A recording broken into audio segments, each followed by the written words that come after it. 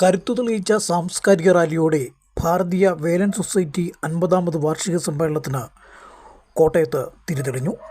നൂറുകണക്കിന് സമുദായാംഗങ്ങൾ അണിനിരന്ന വർണ്ണാഭമായ സാംസ്കാരിക റാലിയോടെയാണ് ഭാരതീയ വേലൻ സൊസൈറ്റി ജൂബിലി സമ്മേളനത്തിന് മാമൻ മാപ്പിള ഹാളിൽ തിരിതെളിഞ്ഞത്. വാദ്യമേളങ്ങൾ, നിശ്ചല ദൃശ്യങ്ങൾ, നാടൻ കലാരൂപങ്ങൾ എന്നിവ ഉച്ചയോടെ നഗരത്തെ ഇളക്കിമറിച്ച ഘോഷയാത്രയുടെ വേറിട്ട കാഴ്ചയായി. സുവർണ ജൂബിലി സമ്മേളനം വൈകുന്നേരം 4-ന് വൈദ്യുതി വകുപ്പ് മന്ത്രി കെ കൃഷ്ണൻകുട്ടി ഉദ്ഘാടനം ചെയ്തു.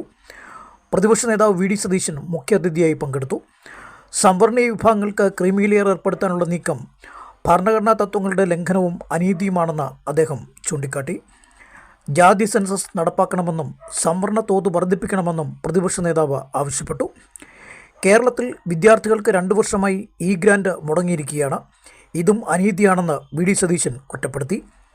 Jose K Mani MP, Thiruvanchoor Radhakrishnan MLA, സംസ്ഥാന president Rajeev Nellikunnel, general secretary Suresh Malattuppara തുടങ്ങിയവരും സംസാരിച്ചു.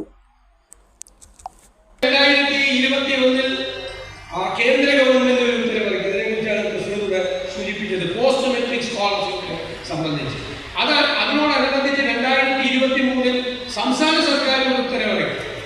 ഇവിടെ എവിടെയാണ് ഈ ക്രീമി ലെയർ സംവിധാനം പട്ടികജാതി പട്ടികവർഗ സമുദായത്തിൽ ഉണ്ടായിരുന്നത്? ഇവിടെ പ്രസിഡന്റ് പറഞ്ഞതുപോലെ മണ്ഡൽ കമ്മീഷൻ റിപ്പോർട്ട് പുറത്തു വന്നപ്പോൾ സുപ്രീം കോടതി അസന്നിഗ്ധമായി പറഞ്ഞതാണ്, പട്ടികജാതി പട്ടികവർഗ വിഭാഗങ്ങൾക്ക് ഒരു ക്രീമി ലെയറില്ല. അവർക്ക് അവരുടെ വരുമാനത്തിന്റെ പരിധിയിലല്ല അവർക്ക് സ്കോളർഷിപ്പുകൾ കൊടുക്കുന്നതും ഗ്രാന്റ് കൊടുക്കുന്നതും. ഇപ്പോ എന്താ സ്ഥിതി? ഇപ്പൊ 2.5 ലക്ഷം വരുമാനം എന്ന് നിശ്ചയിച്ചിരിക്കുകയാണ്. വാർഷിക വരുമാനം 2.5 ലക്ഷം വാർഷിക വരുമാനത്തിൽ താഴെയുള്ളവരുടെ മക്കൾക്ക് പോസ്റ്റ് മെട്രിക് സ്കോളർഷിപ്പ് ഇല്ല. അതായത് +1 മുതൽ ഉള്ള ആനുകൂല്യങ്ങൾ ഇല്ല. ഇപ്പോ എന്തൊരു അനീതിയാണ്! ഒരു